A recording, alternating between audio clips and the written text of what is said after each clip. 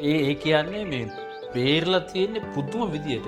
හිතා ගන්න බෑ මේ කොහොමද එහෙම බේරුනේ කියලා හිතා ගන්න බෑ. දැන් සමහර තැන්වල මේ දැන් මෙහෙම මේ කන්ද ගලවගෙන කෙලින් එනවා මෙහෙම. කෙලින් එනවා. දැන් මෙතන ගෙවල්. අපිට මෙතන ගෙවල් දෙකක් තියෙනවා මෙහෙම. කොහොම තියෙනවා. දැන් හරිනම් මේ ගෙවල් කඩාගෙන එන්න බෑ. මේ මෙතනින් වංගුවක් දාන යනවා. මම දැක්ක Facebook එකේ මේ ඩ්‍රෝන් ෂොට් එකකින් දාලා තිබ්බා.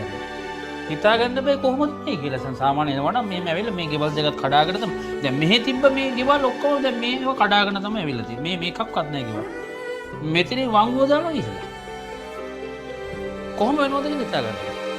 තව අපි දැක්කා මේ එක තැනක මේ දැන් මෙහෙම ගෙවල් දෙක තව ගයක් තියෙනවා මෙහෙම පහලින්.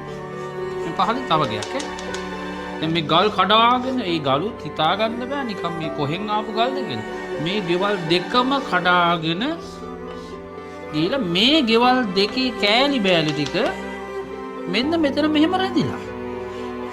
මේ ඇවිල්ලා මෙහෙම රැඳිලා අර ආපු ගල් ටික ඔක්කොම මේ මෙතනින් තමයි ගිහිල්ලා තියෙන්නේ. ඔයගොල්ලෝ පිළිගන්න කිව්වට වතුර ටිකක් බින්දුවක්වත් වතුර ටිකක්වත් ඇවිල්ලා. බින්දුවක්ද මන් දන්නේ වතුර ඇවිල්ලා නැහැ මේක දෙන්න. එතන ගස්වල තියෙනවා මේ පොල් ගස්වල මේ අඩි 10ක් විතර උසට මඩ පාර තියෙනවා වතුර ආපු. මේ ගේට් පහළ තියෙන්නේ. පුදුමේ කියන්නේ අර ගෙවල් දෙකම අර ගෙවල් දෙකේ කෑලි මෙහෙම මේ අල්ලගෙන ඉන්නවා වගේ මේ වතුර පාර එඩ දෙන්නේ නැතුව අල්ලගෙන හිටියා වගේනේ. ඒ ඔක්කොම මෙතනින් ගිහ අර උඩ ගාපු ගෙවල් දෙකේ කෑලි එතන තාම තියෙනවා. අර පහළ ගෙදරට කිසිම හානියක් නැහැ. ඔය වගේ සිද්ධි අපි ගොඩ දැක්කා. ඒ හිතා ගන්න බෑ. සමහරක් තැන්වල මේ ඔය වගේම මෙහෙම නායාපු කෙලින් ආපු එක මෙතන බෝධින් වහන්සේ නමක්. මෙතනින් හරවලා ගිහිල්ලා. මේ පුදු කොහොම වුණාද කියලා හිතා ගන්න. මේ මට නම් මේක හරි පුදුමයි. දැන් මේ වගේ විශ්සනේ මම දැකලත් නැහැ මෙච්චර කාලෙකට.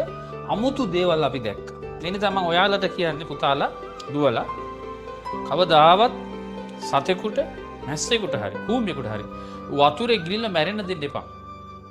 බේරගන්න පුළුවන් නම් බේරගන්න. කුරුළු කූඩුවකටවත් හානි කරන්න එපා. මට අර මේ ගේ දකිද්දි අර ගෙවල් දෙකක් ඇවිල්ලා අර හේතු වෙලා අර පහල ගෙදර බේරගත්තනේ මට ඒ ගෙදර ආයේ කතා කරා අපිත් එක්ක. ඒ ගෙදර අය මට එතන කුරුළු කූඩුවකටවත් හානි කරන්න නැතුව ඇති කියලා සංසාරේ. ඒ නිසා කාගේවත් ගෙයක් ගන්න කාගේවත් ගේකට හානි කරන්න කාගේවත් ගෙයක් කැඩුනම විනාශ වෙනකොට මේ සතුටු වෙන්නවත් එපා. හොඳ පාඩම් ටිකක් ඉගෙන ගත්ත මම නම් මේ ව්‍යසනයේ මේ මිනිසුත් එක්ක ඉඳලා සමහර ඒවා හිතා ගන්න බෑ ඇත්තටම ඒවා කොහොමද උනේ පිනෙන්ද කර්මයෙන්ද මොකෙන්ද උනේ කියලා මට හිතා ගන්න බෑ.